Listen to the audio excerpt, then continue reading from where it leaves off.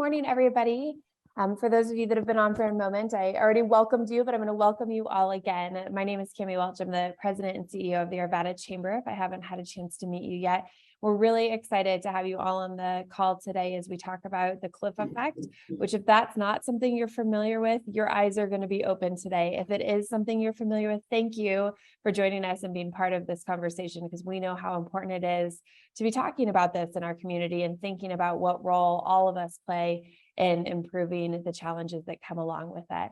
We have an incredible panel of experts that are going to help guide us through this conversation today. We're going to start with intros. We're going to do a keynote and a couple different side conversations with our various panelists. Then we're going to do Q&A. So I'll encourage you, if you have questions that come up for you throughout our discussion, feel free to pop those in the chat, and we'll get to those in the Q&A. If time allows at the end, we do always love to be able to pop you all into breakout rooms to be able to unpack this. It's a lot of information, and it's always nice to be able to say out loud what you're thinking to your peers. And so our hope is that we will be able to spend a few minutes together discussing when this is over. So with all that, I'm going to ask each of our panelists to tell you who they are and what they do, and then we'll jump right in. So Juan, I'm going to start with you. Would you just do a quick intro? Yeah, good morning. My name is Juan Peña. I am co-founder of Cross Purpose. We're a career and community development organization here serving neighbors in the metro area. And personally for me, the reason why I'm so passionate about this, I am an immigrant from Colombia, South America. Came to the US when I was 14, and our family went through the struggle of entering the country as immigrants, but just trying to make it with low wage jobs. And I personally got to see the impact that had on our family. Didn't really have a vocabulary to, I didn't know that there was some external forces that were causing all of those things to happen. And now as an adult, I'm realizing that there are definitely things that are affecting our neighbors every day. And I want to share some of those things with you today. Thank you, Juan. Jessica, how about you? Hi, everyone. My name is Jessica Hansen. Excuse me. I am the director of Jeffco Prosperity Partners. We are a public-private partnership. I work for Jefferson County Human Services. We are focused on supporting families to self-sufficiency. We focus on areas of education, employment, building financial literacy and assets, health, and creating a community. Excuse me. I am so passionate about this subject because it takes a community for families to thrive. And I'm just so happy to be here so that we can all work together, learn together, and just make our community stronger. Thank you so much, Jessica. And Scott. Good morning, everyone. Scott Fast. My career was at a company called Accenture. It's a computer company, so I was implementing computer systems for large clients. The longest portion of that time was at the Federal Center, working with government clients.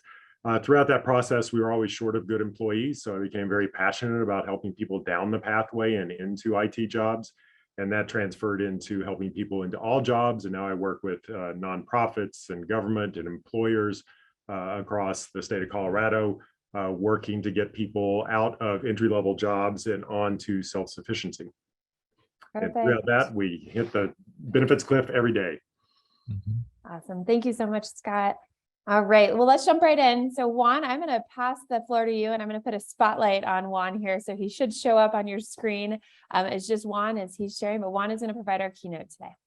Okay, let me share the screen real quick here. Great. So I'm going to speak for about 10-15 minutes max. Hopefully, I'm going to hit a lot of different topics. And then I'll lean on you all to during the panel time to kind of focus our conversation to whatever you want to go. So like Cami said, pop any question you have right there on the chat and we will get to it. So I'm going to talk really big picture for a couple of minutes. And then I felt like, as I was thinking this morning, what's the best way that I can serve you all as CEOs, business leaders? And I feel like what I want to do then with most of the time is really do a deep dive into a scenario of a single parent with 2 kids that might be working at your company. And I just kind of want to put you into the psychology of how all these things that we're talking about are affecting this household on a daily basis. But big picture, zooming out, when you're unemployed or you're a low wage worker, which by the way, 50% of the American workforce, this is the latest statistic that I just saw on the Social Security website. They do a wage analysis every year, and 50% of working Americans make less than $35,000 a year or less. So that's 84 million working Americans that are what we're gonna talk about. It really affects them on a very personal way. And so if you're making less than $35,000 a year, you're considered a low wage worker. And you will be surprised to know that there really isn't a tool out there to help those households make financial decisions. All of the financial planning tools are for upper middle class to upper class.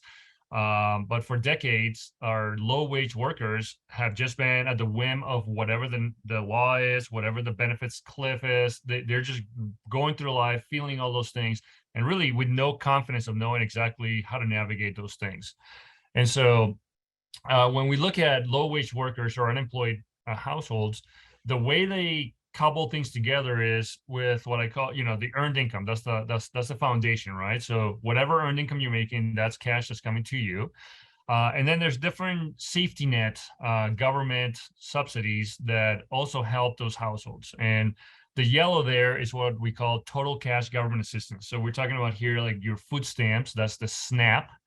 And TNF is the old, we used to refer to it as welfare. Okay, that's cash that those low income households get every month to be able to like meet their needs and food and whatever basic other needs they have.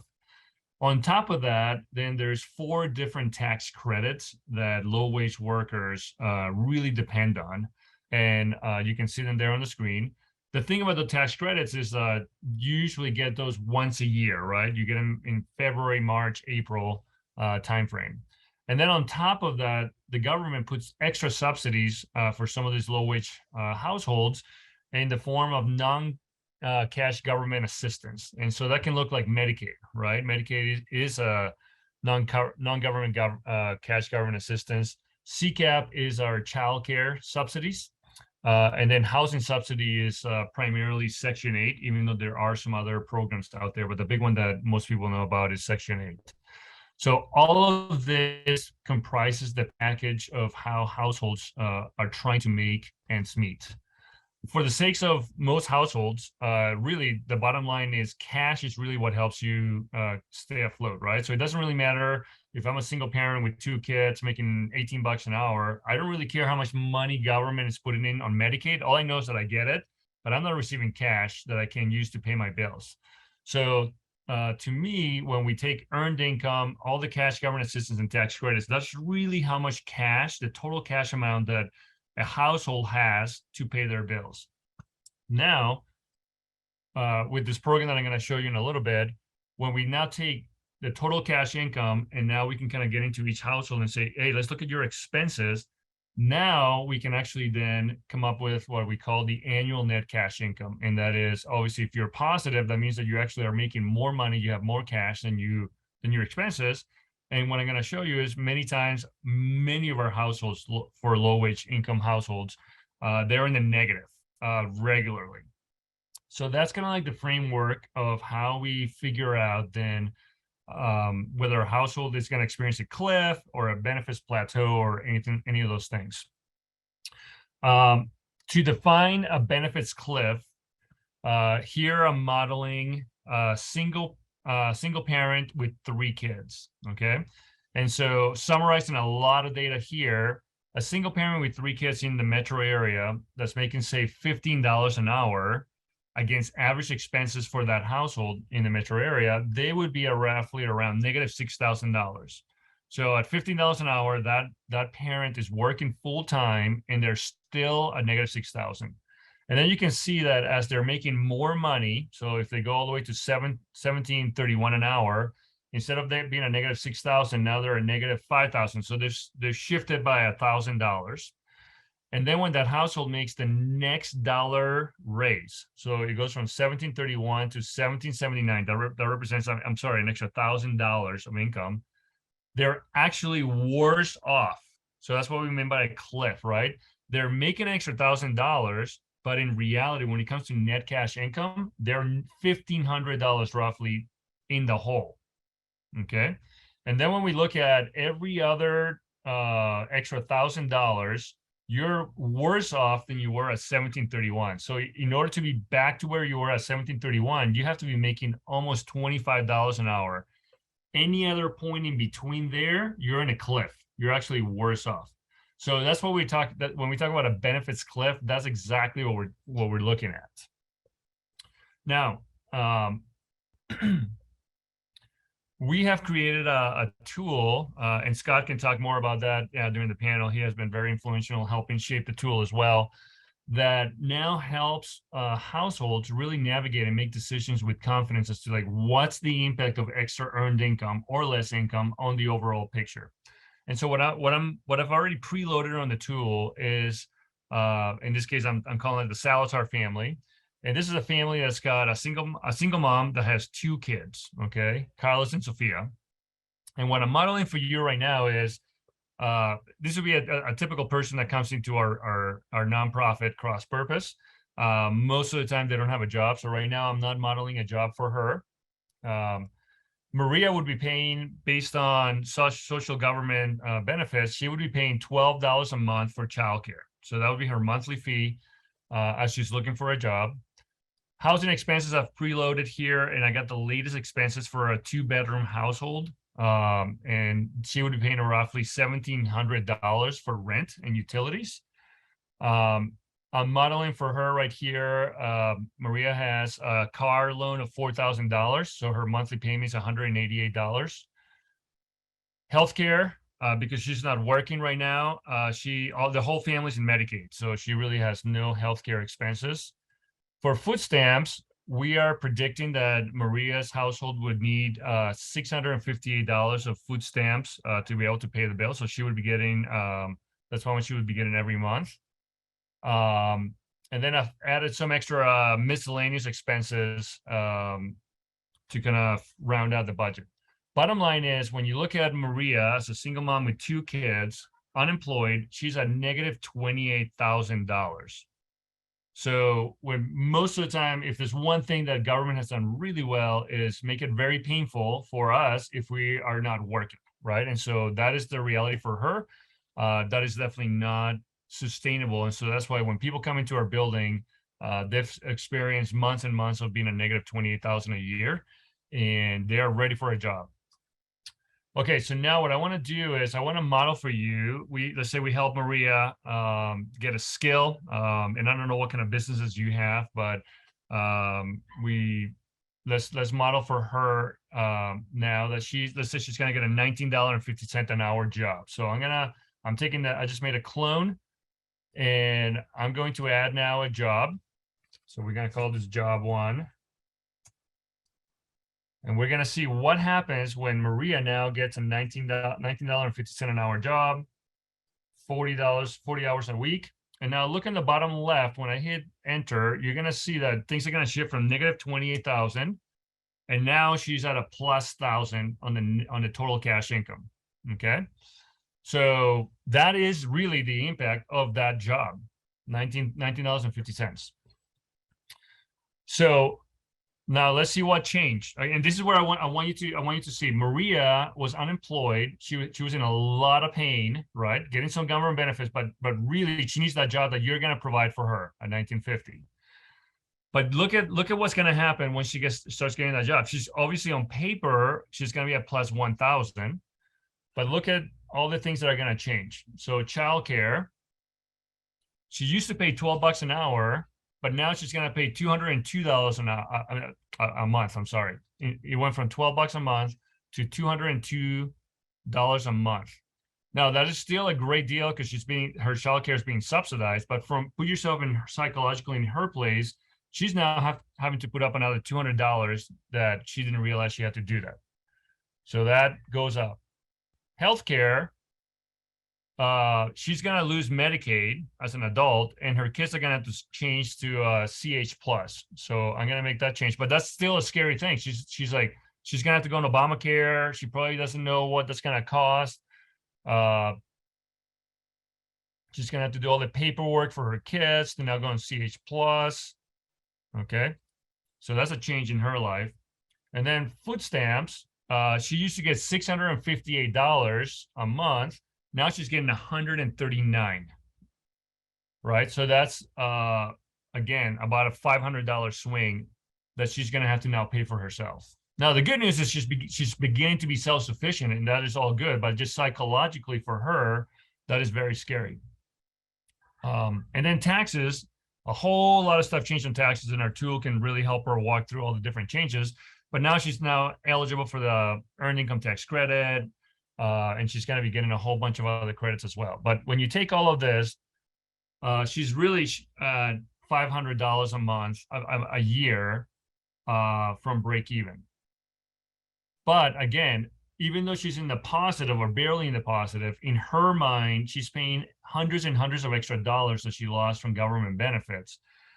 The other thing that I want to show you is she may be on paper at plus 500, but 11,000 of that is coming, it's right now we're talking, it's June. 11,000 of that is coming as a tax, as a tax refund in February. So in reality, she on paper is going to feel like her household is a negative $1,000 a month, right? So she's showing up at your place of work every day. She's trying to, she wants to grow in her career. She wants to bring value to your organization. She's scared of her mind. She still doesn't know. She knows that unemployed, it was not sustainable. She's now getting this new job, but she still feels like she's $1,000 a month in the hole every single day. And now she's hustling around trying to get her kids, adjusting to like full-time work and all those things. So we see this all the time with our participants through our program, that when they enter into a new job, we ourselves as a program have to really provide a lot of support and encouragement and just working through a tool like this to help her understand that she's still at negative $1,000. It's not going to be until February that she's going to feel like she's actually able to be above water. So, and one last thing here, I got one more minute that I want to show you is we have a tool to help analyze what's really happening with every extra dollar that Maria is getting from $15 an hour to $30. How much of that is going to taxes or to pay for extra things that are no longer available to her? So as you can see here, between $15 and $16 an hour, right at $16, she's going to lose Medicaid, right? And now you can see that for every dollar, 12 cents of that is going to go for childcare. 2 cents is going to go for healthcare. 20 cents of that of that extra dollar she's earning per hour is going to go for food, and 34 will go for taxes. All the way along this way, basically from 15 to $22 an hour, that's the equivalent of $14,500 of extra earned income that she's earning. She's only gonna see out of that $14,000 jump, $2,300. So that's basically like an 84% tax. So just project that in your own life. If you were, if your business earned an extra, say, $1.4 million, but your company only in the bottom line only got to see 240,000 of that, you probably wouldn't be feeling very good about what's happening to your money, right? That is exactly what's happening to Maria as she goes from $15 an hour to 22. So the big picture thing here that I want us to wrestle with is there seem to be there's not a clear pathway for the Marias of the world to see that for every dollar that they're making, that they're actually seeing that hit their bottom line for their household.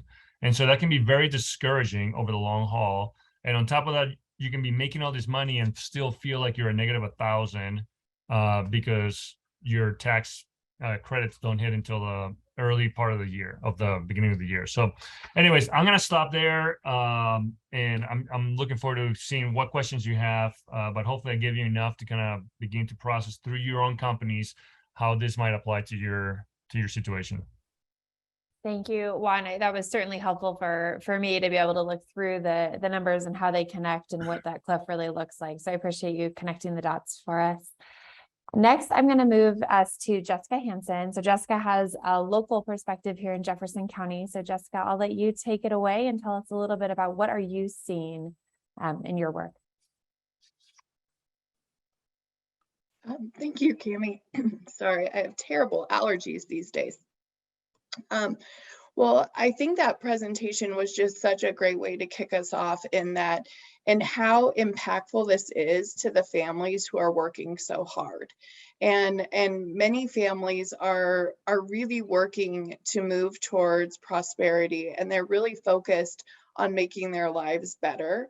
And oftentimes we can look at individuals and see them as unmotivated, and it's just not a fair representation of the problems and the challenges that they're facing as they're making these decisions of creating career pathways. And as Juan was sharing, many families, as they make progress, they have to take such a difficult, a dip of resources in order to get to that next level of support in their life, that it's so scary that sometimes it feels impossible for families to do that. In my program, we are very focused on supporting families towards self-sufficiency. And the areas that we see families are most scared of on the cliff is really the loss of childcare. The housing subsidy is a huge loss, but it's a smaller group of people who are impacted because we have such a significant disparity of access for housing subsidies in Jefferson County, in Colorado, and really nationally. So I think the most recent statistic is like there's 4 families who need subsidized housing based on their income and needs to 1 family who's able to actually access it. Families are waiting for Section 8 housing for multiple years at a time, trying to find that affordable housing. So sometimes there's this misperception that if a family is low income and they're working, that they're eligible for affordable housing. Or they're eligible for childcare. And I think it's really important for employers as well as our community to know, just because someone's income is low does not mean that they have affordable housing. It does not mean that they have childcare subsidies. It just means that that is a potential resource if in fact the family can find it, qualify for it, and access it. And so I just think that's an important piece too, because if you see someone and you say, oh, well, they're working for a lower wage job, well, I know that their housing rent is lower and their health insurance is free. That isn't necessarily always the case. One of the things that we see, and it's really heartbreaking, is families are working so hard, they've identified a great job, they have their career pathway, and they lose their health insurance, which is always scary, but they are able to keep their kids on Child Health Plan Plus for quite a significant time. So that's a really positive thing for families. Many individuals have never even had private health insurance. And so that means changing their doctors, changing their mental health medications. And those are really scary things. I don't know about you, but when you change a job and you have to change your providers, it can be very overwhelming and scary, particularly if you have a significant mental health condition. The other thing that we see is families are really motivated. And so the idea of overtime sounds really exciting. And families are like, oh my goodness, I can get twice my wage for this short period of time.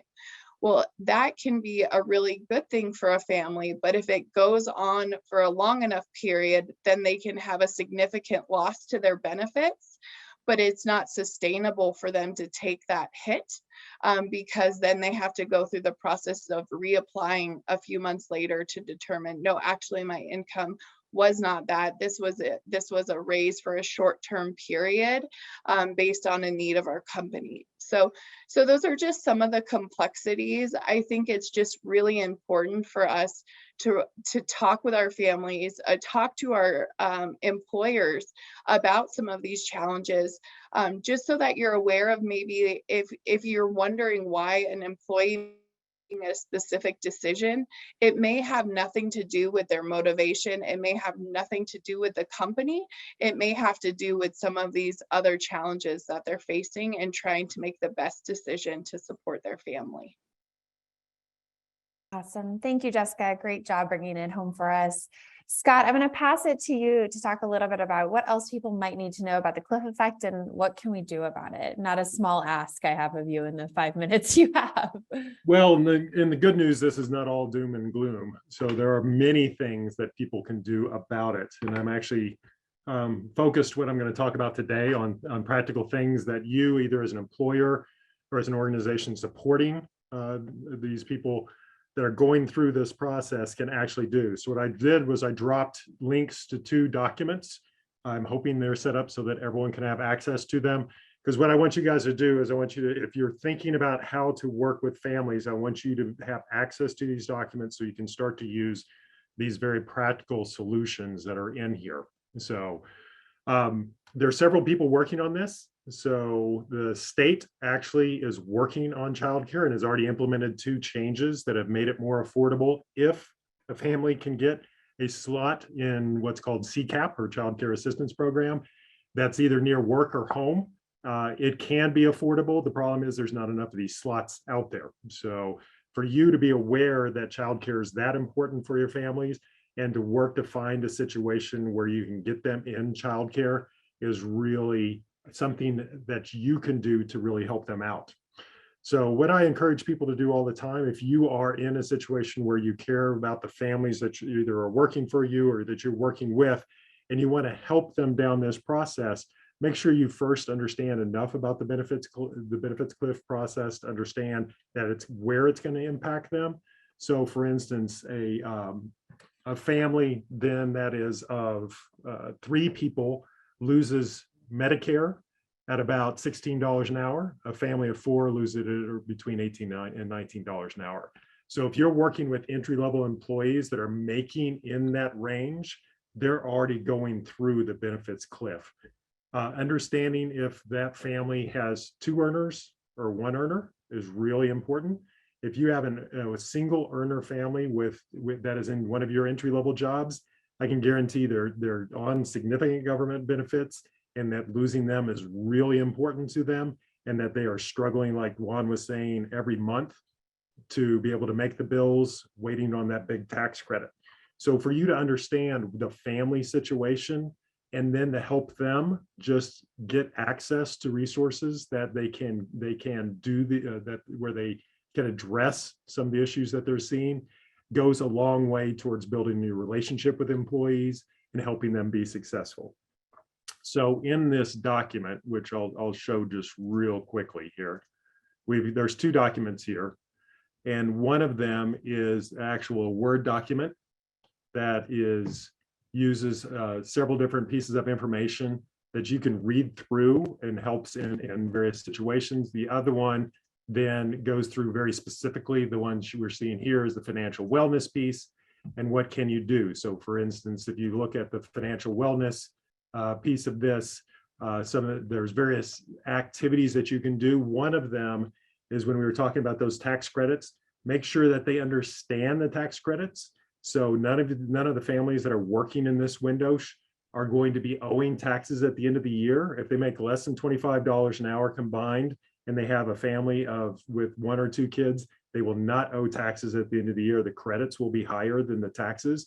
Make sure that they fill out the W-4 in such a way that they are not paying federal government taxes on a monthly basis, just to get an even bigger refund at the end of the year. It helps them in the monthly cash flow. Getting access to VITA tax services is another example of something. You'll see it right here. If they make less than $57,000 a year, they have free tax services. They'll help them plan for the refunds and making sure they have the time that they can actually go to the tax services or bring them into your office helps tremendously. So a couple other things related to healthcare. There's a section in there on healthcare. They lose Medicaid so early in the process that your families, if they're entry-level employees, are going to go through that. So understanding your health benefits, if you provide health benefits, understanding, get in the mindset and the financial mindset of your families and help them understand how much their copays are, help them understand how much risk they're willing to take. It may be cheaper on a monthly basis for you to take that one plan. But if you have a family member that gets sick, you will have unaffordable healthcare expenses. So finding ways to help them out whenever there are unaffordable healthcare expenses, because some of the plans you end up paying, $6,000 out of pocket when your entry level employees are, it's been shown that they can't even afford a $400 out of pocket emergency. They can't fix a car if it gets broken, much less a significant healthcare expense. They're very practical and simple solutions that you can provide. Again, not all doom and gloom. There are very specific things that you can do to help out your employees. Last thing I'll mention here is that what you can really do to help them is the entry-level employees that you have. If you can create career pathways, if you can take the skills that is helping them earn $15 to $20 an hour and put them on a pathway where you can fill your $20 to $30 an hour jobs, where you are struggling probably to fill with skilled employees, helping them get to the point where they break free of those government benefits and they're off the final cliff while adding value to you is probably the most important thing, besides understanding their situation today and helping them just be stable today. Putting them on a pathway and supporting on that pathway to those higher level incomes is going to solve all the problems, and that's really what we want to focus on. I look forward to everyone's questions. I'll turn it back over to you, Tammy. Awesome. Thank you, Scott. So I think one of the things that's always on my mind is this role that the employer plays in these conversations. And I think it can be really challenging about how we meld what it means in the workplace versus what's happening at home. And, you've heard people say, check it at the door. Like there's that mentality that may exist. And so I'm wondering if, as an employer, what are those things I should be looking for to know if an employee might be in a position where they're struggling and that they might be at risk. And I'll go ahead and spotlight each of the panelists and let you respond. And then we have had a couple questions in the chat, and I'll encourage you all to keep putting questions in the chat, and we'll take some time to answer those. Do one of you want to reflect on what an employer should look for in the workplace? I'm happy to jump in. I'm happy for someone else. Go ahead, Scott. No, you okay. Go ahead. So I mentioned a couple of them. The areas that are going to struggle are healthcare. So understanding how their health is. I mean, you'll see if they're missing days of work, check in with them, right? So a lot of this is just being a supervisor that cares about your employees, understanding how many kids they have, how far are they going to childcare. So we've seen families that have to, if they're driving to childcare with an old clunker car because they can't afford a good car and they break down, what's going to happen to the children? Are they going to be able to make it on time? Just understand their situation and help them overcome some of those barriers when they occur. Have expenses, we have an expense card available if they need to take an Uber because their car broke down. So that'll get them into work. It's a small thing for you, but for them, it'll get them into work an extra day, and it'll be a critical thing. Jessica, Juan, what would you guys add? Yeah, I would add, and I think Scott really had a lot of good ideas. I would add and maybe highlight this idea of flexibility. I think just really understanding, what is this new employee, what's their routine looking like, and if there's any places where you can work with them and provide a lot of flexibility. Sometimes, like, hey, an extra 15 minutes sometimes makes a big difference between being late and not being late, just because it's just the logistics of what they have to do to get their kids and go pick up and do all those things. So I think sometimes, I understand, I came from the engineering world myself for 11 years. Sometimes things we can't be flexible, but having a spirit of like, hey, how can I'm for you? I want to invest in you. You're a value add to my company. The more you can have those honest conversations, the more I think that person's going to feel like they want. There's something when my manager, I feel my manager is for me, not just being punitive, but being for me, that just really makes a big difference. I would just add, as a mom of 2 under 4, it doesn't matter your income level of how hard it is to be a full-time working parent and mom. And also just those understandings and empathy points of how challenging that is, and particularly for our single parents who are the person who's going to need to pick the kids up from school. And I think also paying attention to the realities of our current system design is not the person who's employed by you's fault. So for instance, when you think about a school system, it is a 6-hour day. It is not a 9-hour day. So our moms are expected to work an 8-hour day. Their kids are expected to go to school for a 6-hour day, and there's this 2-hour gap. And how impossible that is for parents. And an after school program cost almost the same amount as a monthly childcare program. So you're looking at between $800 to $1,000 a month for a family who is exiting the childcare cliff to be able to pay that bill. And then just being cognizant of many of our lower wage workers are not homeowners. So they are renting in a market that is unstable. And so no matter how much income they're bringing in, that doesn't mean that their housing income aligns with that. And I share that with you, not to be doom and gloom, as Scott would say, but just to be aware of the stressors of what people are facing. And so if there's a way that your employee is able to do, an hour of work at home a day, an hour of work at home on the back end, or they can take a long lunch to pick up their children, those kinds of things matter so much. And I know there is many employees who would say that the flexibility over a dollar raise is way more valuable to them than the actual money piece, because they have to be able to provide for their family. Also encouraging opportunities for them to be a parent and get to participate in their children's lives. That means so much. And for me, it seems with every promotion I've received, my boss has been more supportive. And my boss has been able to say, oh my goodness, your kids are sick. You work from home today. And I, for me personally, it's like, how hard can I possibly work? Because I'm so grateful that my employer understands that I'm a mom. And so those are just some of those just human things that really, I think, can go a long way. Awesome. And I would add maybe real quick, the more I do this work with our neighbors, we're allowed to enter into spaces that are very vulnerable. And so I know as an employer, that's a different relationship. But I think maybe being in enough of those places, I'm a really big advocate for employers to also find ways to provide financial coaching to our lowest wage workers.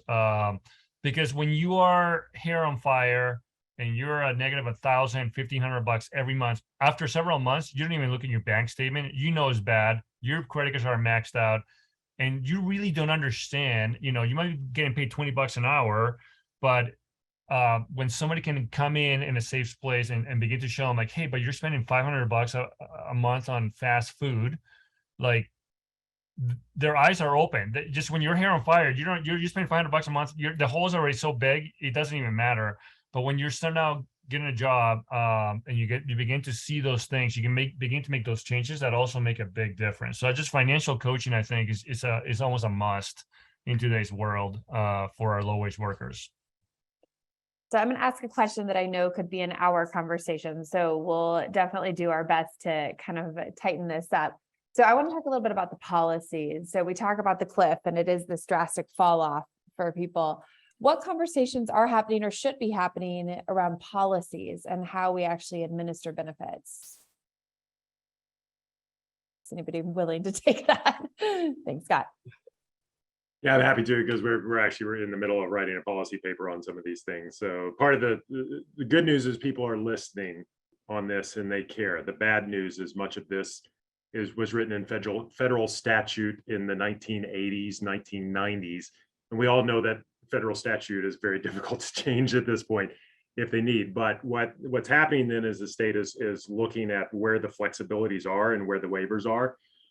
So for instance, with SNAP, so we are having to kind of do backflips at this point to understand where our families can keep SNAP and how long they can keep SNAP. And for instance, if they reach $3,000 in savings, which we all want them to do to have money for those emergencies, they lose SNAP. So we recognize that we're starting to present some of these things are contrary to the actual goal of helping someone on that journey to self-sufficiency. So for instance, that SNAP problem is one of them. Childcare, like I said, if you can get CCAP and get a slot, it's affordable. So at all points, the problem is you can't get a slot near work and home. So we all have to do, it's interesting, it's not actually a policy thing. It is a broader, what is the market? What's happening in the market? We don't have enough childcare slots, period, right? So we all need to work on elevating the number of childcare slots and figuring out how that childcare can actually make money and actually pay their employees appropriately so they can survive, because all the childcare employees are actually in the middle of this cliff effect issue that we just talked about. Every one of them that you drop your kids off with are living this out every day. So for us to then, that's not a policy thing, but that is we as a society and as business leaders and as community leaders have to figure out how we can help make childcare, more childcare slots available and affordable. Mm-hmm. Could I just add to that, Scott, just some local data for this group to think about? So we know kind of before COVID, Jeffco had 67% of the slots that we needed for childcare. Unfortunately, the pandemic exacerbated much of the strain on that system, people leaving the workforce, businesses closing or reducing capacity because of labor shortages. And so we're still trying to get, I'm trying to get, maybe one of you have the number, what that number looks like in current terms, but we already had a gap and it's getting worse. And so it's creating more of a strain.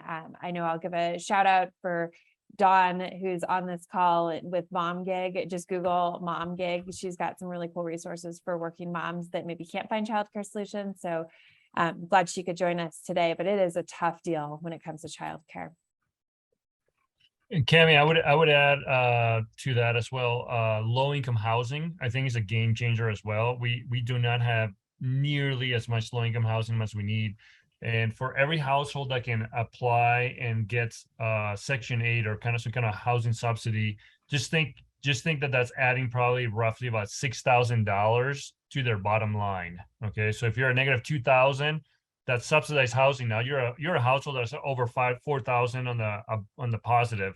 That makes a big difference for our neighbors as well. So housing is huge. Okay. One last question that Molly asked earlier is regarding when somebody is going through this process, how much automation is built in and how much of it is the strain of paperwork and just trying to understand what's happening to get the benefits that you need? What's that process look like? Go ahead, Scott. You're the expert on this. So in this case, sorry, and I was checking chat real quick, but if it's applying for all these, the good news is the state has come up with one portal where you go out and you apply for all the different benefits. So you'll be able to go in and understand that. What we're working with them on, this is another advocacy piece, is how clear is it for the families when they're applying is what they really qualify for and what they don't qualify for.